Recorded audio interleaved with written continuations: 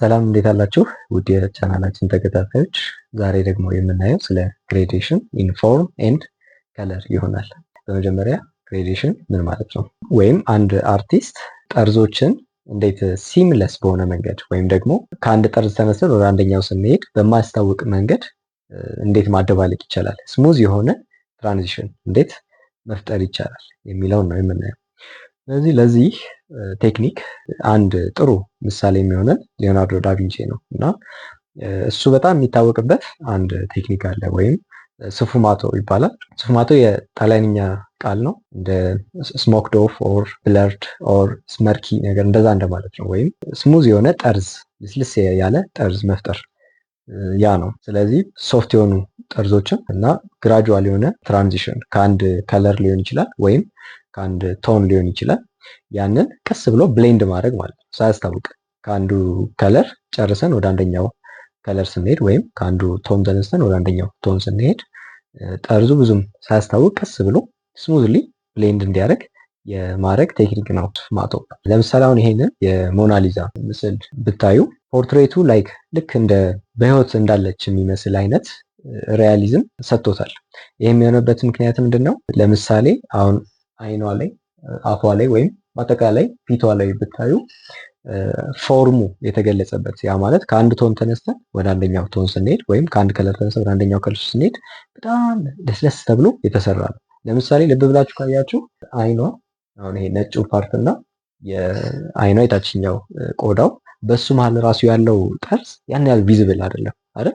ለስለስ ብሎ የተሰራ ነው። ያ ማለት ግን ሁሉም ደግሞ ብለርድ ነው ማለት አይደለም። ሙሉ ፒክቸር ብለርድ ነው ማለት አይደለም። አንዳንድ ቦታ ዴፊኔሽን በሚያስፈልግበት ቦታ ዴፊኔሽን አለው። ለምሳሌ ላኛው አይኗ ፓርት ጥላ ይጥላል አይኗ ላይ እና እሱ በደንብ ቪዚብል ሆኖ ይታያል። ግን በአጠቃላይ አብዛኛውን ቦታ ላይ ይሄ ቴክኒክ አለ ማለት ነው። አንዳንድ ቦታ ላይ ልክ እንዳልኳችሁ ስመርክ የሆነ ፊሊንግ ወይም ብለርድ የሆነ አይነት ፊሊንግ፣ ያ ማለት ከአንድ ቶን ተነስተን ወደ አንደኛው ቶን ስንሄድ ወይም ከአንደኛው ከለር ወደ አንደኛው ስንሄድ ትራንዚሽኑ በጣም ግራጁዋል ነው ማለት ነው። ስለዚህ ስለ ግሬዴሽን ኢን ፎርም ኤንድ ከለር ስንነጋገር እነዚህም ሶስት ተርሞች ለማየት እንሞክር። የመጀመሪያው ግሬዴሽን ነው። ስለዚህ ግሬዴሽን እንደ ዴፊኔሽን ኢትስ ኤ ግራጁዋል ቼንጅ ፍሮም ዋን ሼድ ኦር ቶን ኦር ኤ ከለር ቱ አናዘር። ስለዚህ ከአንድ ሼድ ወይም ቶን ወይም ከለር ወደ አንደኛው ስንሄድ፣ ለምሳሌ በጣም ከሚጠቁር ወደ ሚነጣ ስንሄድ ወይም ከአንድ ሞቃት ከለር ወደ ቀዝቀዝ ወዳለ ከለር ስንሄድ ትራንዚሽኑን ስሙዝ ማድረግ ማለት ነው። ፎርም ስንል ደግሞ ስሪ ዳይሜንሽናል አስፔክት ኦፍ አን ኦብጀክት፣ ያ ማለት ኢምፕላይድ ሊሆን ይችላል ኦር አክቹዋል። ኢምፕላይድ ስንል መስሎ የቀረበ ማለት ነው። ለምሳሌ ወረቀት ላይ የምንሰራቸው ስራዎች ስሪዲ ይመስላሉ እንጂ በትክክልም ስሪ ዳይሜንሽን የላቸውም። ቱዲ ናቸው፣ ፍላት ናቸው። ግን ያ ሲሆን ኢምፕላይድ ይባላል፣ ኢምፕላይድ ፎርም ይባላል። አክቹዋል ሲሆን ደግሞ ለምሳሌ ስካልፕቸር ቅርጾች ወይም አክቹዋል ደግሞ የምናያቸው ኦብጀክቶች ሰውም ሊሆን ይችላል። እነዛውን ስሪ ዳይሜንሽን አለው ወይም ቲክነስ አለው ማለት ዴፕስ ወይም ቲክነስ አለው። እሺ ከለር ለማየት ላይት ያስፈልጋል። የመጀመሪያው ነገር እሱ ነው። ከለር የምናየው ላይት የሆነ ኦብጀክት ላይ አርፎ ተንጸባርቆ ወደኛ ሲመጣ ነው ማለት ነው። ለምሳሌ ብሉ እቃ ካየን ብሉ የሆነበት ምክንያት ሌሎቹን ላይቶች አብዞርብ አድርጎ ብሉ ላይቱን ግን ሪፍሌክት ያደርጋል ማለት ነው። ለዛ የላይት ሪፍሌክሽን ነው ማለት ነው ባጭሩ። ከለር ማለት የላይት ሪፍሌክሽን ነው። ሪፍሌክትድ የሆነውን ላይት ባውንስ ባክ ያደረገውን ላይት ነው እኛ የምናየው እንደማለት ነው። ምናልባት እንደ ማስታወሻ እንዲሆናችሁ የላይት ፕሪዝም አለ አይደል? እና ዋይት ላይት ስፕሊት ሲደረግ እነዚህ ህብረ ቀለማቶችን ይሰጠናል። ስለዚህ አንድ ላይት በራሱ እነዚህን ህብረ ቀለማቶችን ይይዛል ማለት ነው። ነገር ግን ለምሳሌ እንዳልኳቸው አንድ እቃ ቢጫ የሚሆነው ወይም እኛ ቢጫ ሆኖ የሚታየን ለምንድን ነው? ሌሎችን ከለሮች ያ እቃ አብዞርብ ማድረግ ይችላል ማለት ነው።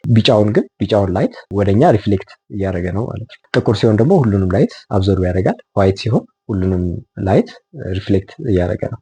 ለዛም ነጭ እቃ ቶሎ አይግልም ፀሐይ ላይ፣ ጥቁር እቃ ደግሞ ቶሎ ይግላል። እሺ፣ ስለዚህ ሶስቶቹን ኮንሰፕቶች አይተናል። ስለ ግሬዴሽን፣ ስለ ፎርም እና ስለ ከለር አይተናል። በመቀጠል ግሬዴሽንን እስኪ ለመረዳት እንሞክር። ግሬዴሽን በአጠቃላይ ሴንስ ኦፍ ዴፕስ ወይም ሪያሊዝምን ይፈጥራል አንድ ስዕል ላይ።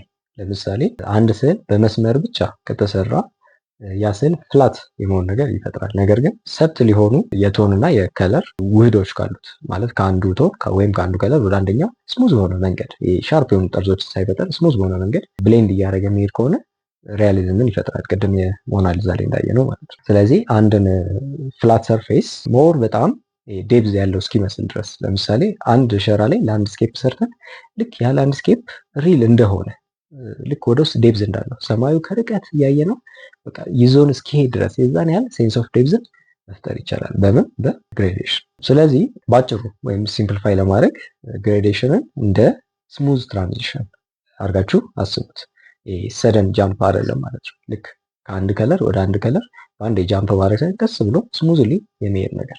ይህን ለማየት ሰማይ ምናምን ማየት ትችላላችሁ። ሰማይ ላይ ልክ የዚህ አይነት ስሙዝ ትራንዚሽኖች አሉ። አሁን ግሬዴሽን ኢን ፎርም እነዚህ ቤዚክ ፎርምስ ይባላሉ።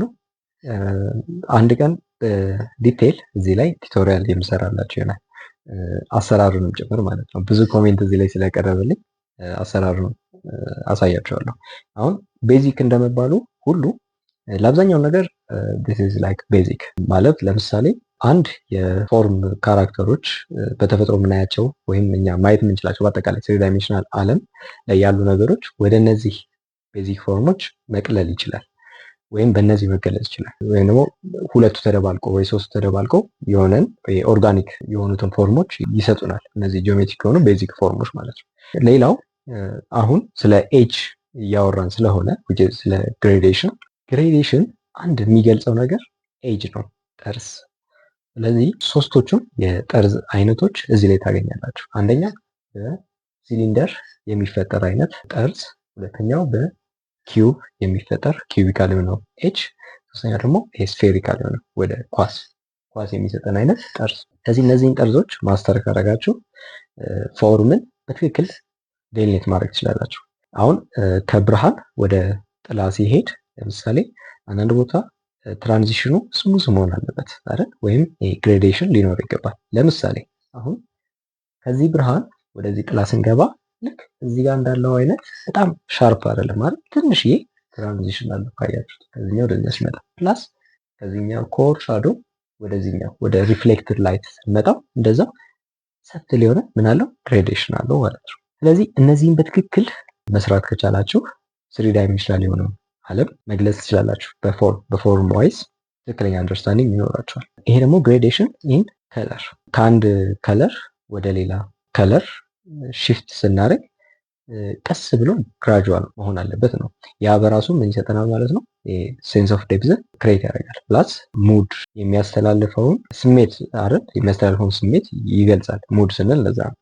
ሌላው ደግሞ ኢት ክሬትስ ቪዥዋል ኢንተረስት አይደል? ለምሳሌ አሁን ይሄ አይታችሁት እንደዚሁ የሚቀሰቅስባችሁ የሆነ እንደ ትዝታ ነገር ይኖራል። ለምሳሌ ሰንሴት አይደል? ሰንሴት እንደሆነ ይታወቃል። ያ ማለት ግን በጣም ካያችሁት ሲምፕል የሆኑ ቶናል አሬንጅመንት ነው ያለው አይደል? እዚህ ጋር ለምሳሌ ኦሬንጅ ላይት አለ፣ ከላይ ደግሞ ብሉ ላይት አለ ማለት ነው። በሁለቱ መሀል ስሙዝ የሆነ ትራንዚሽን በማያስታውቅ መንገድ ሁለቱ ብሌንድ ያደርጋል። ስለዚህ የግሬዴሽንን ጥቅም ከተረዳን አሁን የምትሰሩትን አሳይመንት ልንገራችሁ። ስለዚህ በቤታችሁ በምታገኙት ነገር ላይ ለምሳሌ ኢቭን ካርቶን ላይ ራሱ ሊሆን ይችላል። ካርቶን ላይ ወይም ወረቀት ላይ ጠንከር ያለ ወረቀት ቢሆን ጥሩ ነው፣ ፔይንቲንግ ስለሆነ የምትሰሩበት።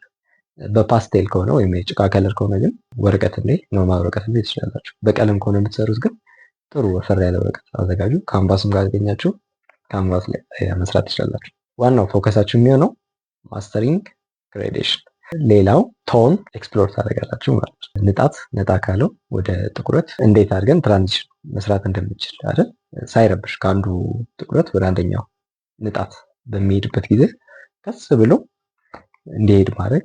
ሌላው ደግሞ ከለርም ላይ እንደዛው በተመሳሳይ ከአንድ ከለር ወደ አንደኛው ከለር ስትሄዱ ቀስ ብላችሁ ስሙዝ በሆነ መንገድ ለመሄድ መሞከር። ስለዚህ ዋናው ግባችሁ የሚሆነው እንዳልኩት ከለርንም ቶንንም ሊያሰራችሁ የሚችል አይነት ፒክቸር ምረጡ። ሰንሴት አይ ቲንክ ኢዚ ነው። ፕላስ ስፔሲፊክ ለዚች ግሬዴሽን ላልናት ፓርት በቃ ፕራክቲስ ለማድረግ አሪፍ ትመስለኛለች። ብዙ ዲቴይል የሌላት ላንድስኬፕ ፊቸሮቹ ዛፍ ምናምን ብዙም ባይኖረው ችግር የለውም። አይ ቲንክ እዚህ ጋር እንደምታዩት በቃ ሲምፕል ላንድስኬፖች እንደዛ አይነት ምረጡና ሰንሴት አክቹዋል ፎቶም ሊሆን ይችላል፣ ፔይንቲንግ ሊሆን ይችላል። ግን ምን መኖር አለበት? አንደኛ ቶን፣ የቶን ቫሪዬሽን ሊኖረው ይገባል። ከአንድ ቶን ወደ አንደኛው ቶን ስሙዝሊ ለመሄድ ያንን ፕራክቲስ ለማድረግ። ሌላው ደግሞ ከለር፣ የከለር ቫሪዬሽንም ሊኖረው ይገባል። በቃ ያ ካለው እንጀምራለን ማለት ነው። ስለዚህ ይሄን ይመስላል። በቀጣይ ቪዲዮ እስከምንገናኝ ድረስ በቸር ያቆየን።